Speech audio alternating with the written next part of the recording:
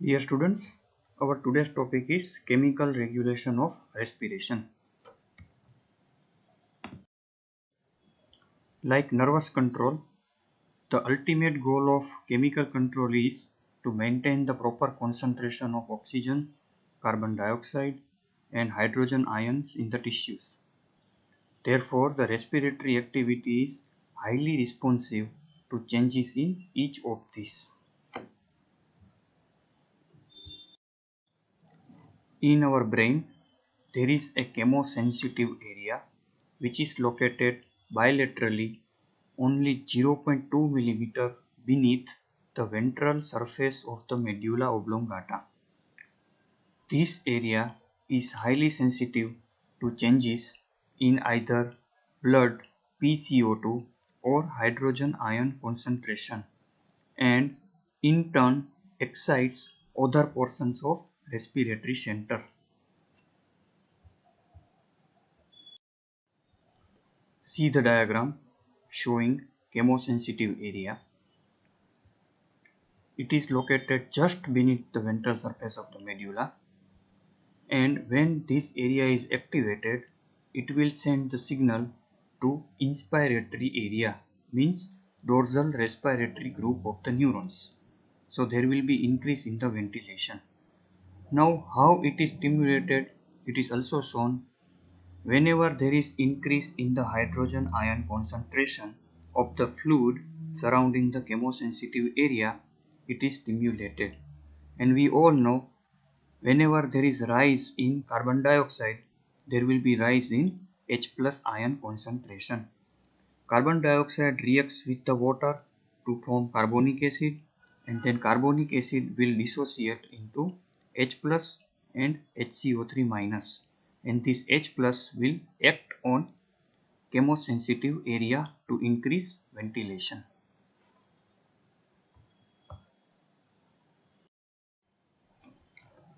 Now see at the topmost part there is a cerebral capillary. Now whenever there is increase in the carbon dioxide partial pressure in the cerebral capillary, the carbon dioxide, being a lipid soluble, can cross the blood-brain barrier easily. Carbon dioxide then will react with the water to produce carbonic acid, and carbonic acid will dissociate to produce H plus ion. Now this H plus ion in the cerebrospinal fluid can act on central chemoreceptor to increase ventilation. But in cerebral capillary, if the hydrogen ion concentration rises, it cannot cross the blood-brain barrier, so there will be no entry of H plus ion directly into cerebrospinal fluid. But indirectly, H plus ion concentration can be increased by more entry of carbon dioxide. So this is the difference between effect of carbon dioxide and H plus ion concentration of arterial blood.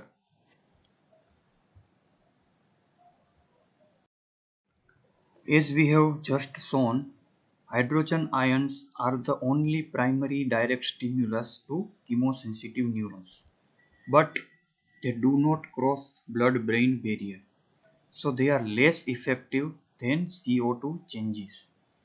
CO2 stimulates this neuron secondarily by changing hydrogen ion concentration.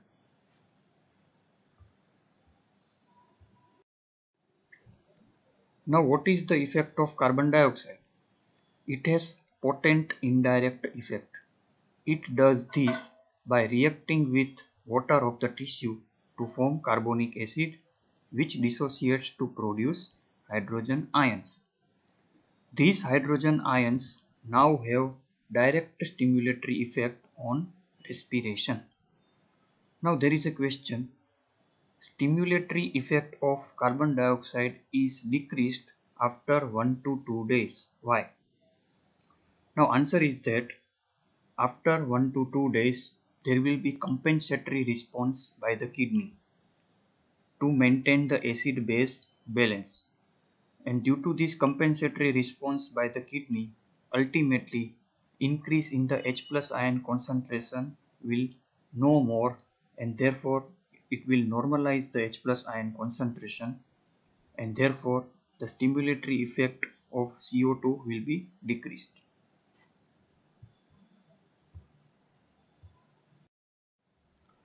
Now see the quantitative effect of blood PCO2 and H plus ion on alveolar ventilation. See the red color curve and compare it with the green color curve.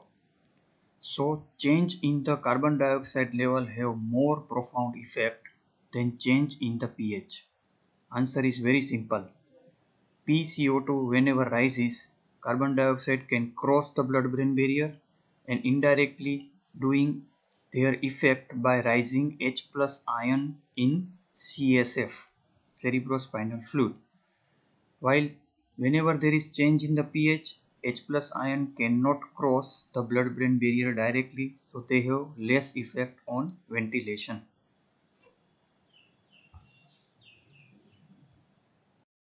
Now comes the role of oxygen. It has no direct effect on respiratory center, but it acts through peripheral chemoreceptors. Now, what are the peripheral chemoreceptors? They are important for detecting changes in oxygen level in the blood. They also respond to a lesser extent to changes in carbon dioxide and hydrogen ions. Mainly, we have two types of peripheral receptors, carotid bodies and aortic bodies. They transmit the nerve signals to respiratory center to regulate respiratory activity.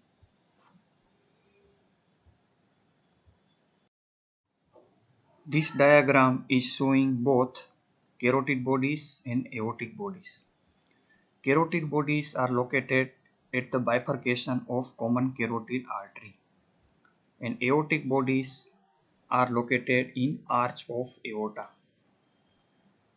Carotid bodies are sending the signals via ninth cranial nerve, glossopharyngeal nerve, while aortic bodies are sending the signals via 10th cranial nerve, that is vagus nerve. Both the nerves are feeding their responses to NTS, nucleus tractus solitarius in the medulla, and ultimately this response will go into dorsal respiratory group of the neurons.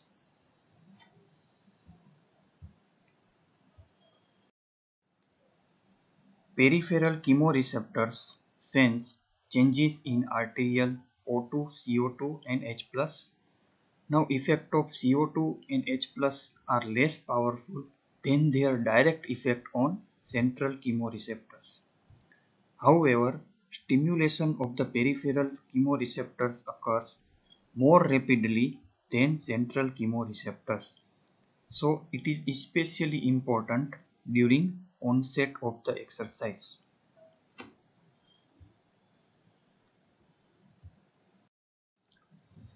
Now this graph is showing effect of decreased arterial oxygen on carotid body nerve impulse.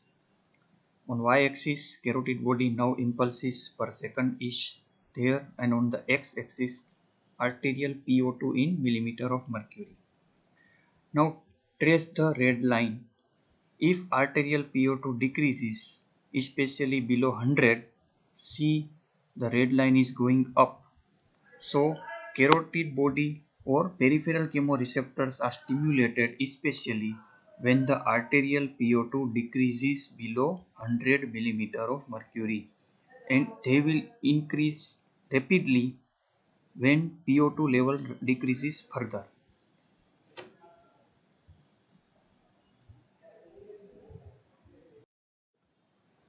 Now what are the functions of peripheral chemoreceptors? They respond to lowered PO2, increased PCO2, and increased H plus concentration in the blood. Their efferent impulses stimulate dorsal respiratory group of the neurons, and ultimately there will be increase in the ventilation. It leads to increased rate as well as depth of respiration, which is called hyperventilation. Peripheral chemoreceptors are the only sites that can detect change in PO2. Carotid bodies are 7 times more effective than aortic bodies in stimulating respiration.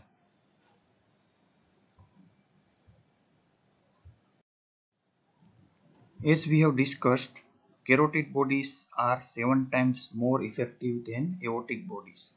So let us discuss the details of structures of carotid body. Carotid body is surrounded by the capsule. It is supplied by sinusoidal large capillaries. Epithelial cells form the main mass of the body. They have a peculiar feature that they have highest blood flow in the body, about 2000 ml per 100 gram per minute. Now, due to this enormous blood flow, very less amount of oxygen is taken by the carotid bodies. So ultimately, they are always exposed to arterial blood. So they are always exposed to arterial PO2. So they can 24 by 7 detect PO2 level of arterial blood. There are two types of cells in carotid body, type 1 and type 2. Type 1 cell is called glomus cell. They have dense core granules containing dopamine and neurotransmitter. Unmyelinated nerve endings are closely applied to these cells and they have dopamine D2 receptors. When exposed to hypoxia, they release dopamine, which stimulates D2 dopamine receptors. They also have type 2 cells, which are glial cells. They have only supporting function.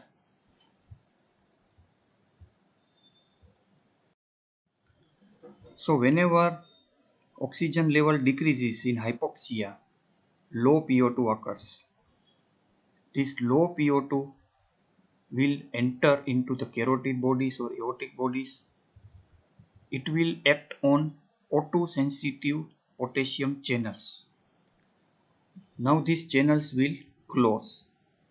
Due to closing of these channels, potassium cannot go out, so there will be depolarization. Due to depolarization, there will be opening of voltage gated calcium channels. Due to this opening, calcium will enter inside and it will lead to exocytosis of dopamine containing vesicles outside. Now this dopamine will act on dopamine receptor on the sensory neuron. It will lead to generation of action potential and transmission of signal to medullary centers of respiration to increase ventilation. So in this way, low PO2 will lead to transmission of the signals to respiratory center. Let us revise the mechanism of action. Whenever there is hypoxia, there is decrease in the activity of O2 sensitive potassium channels in the cell membrane of the glomus cells. Here it is type 1 glomus cells. So there will be decreased efflux of potassium depending upon the level of the hypoxia or the level of the PO2.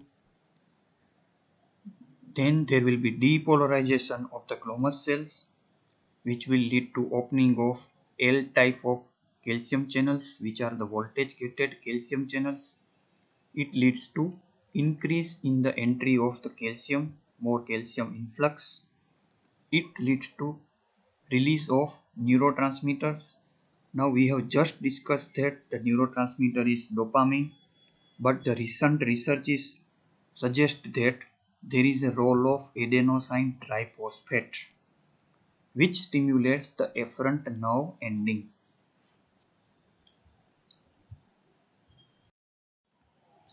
Now, how the respiration is regulated during exercise.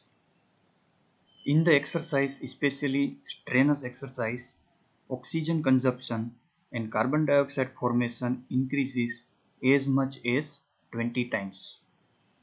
When a person begins to exercise, a large share of total increase in the ventilation begins immediately on initiation of the exercise.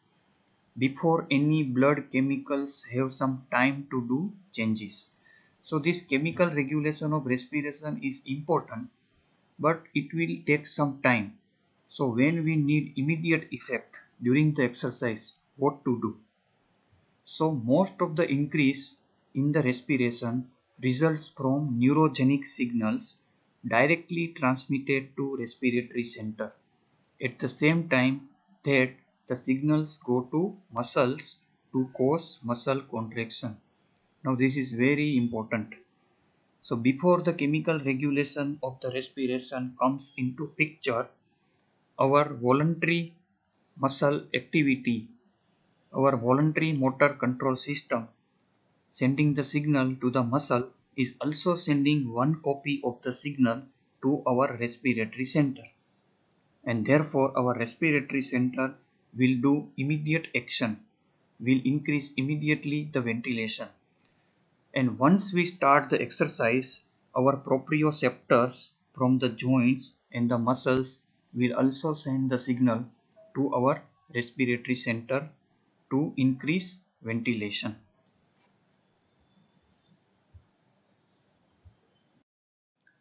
So this was all about chemical regulation of respiration. The applied aspects of regulation of respiration we will discuss in applied aspects of respiratory physiology. Thank you.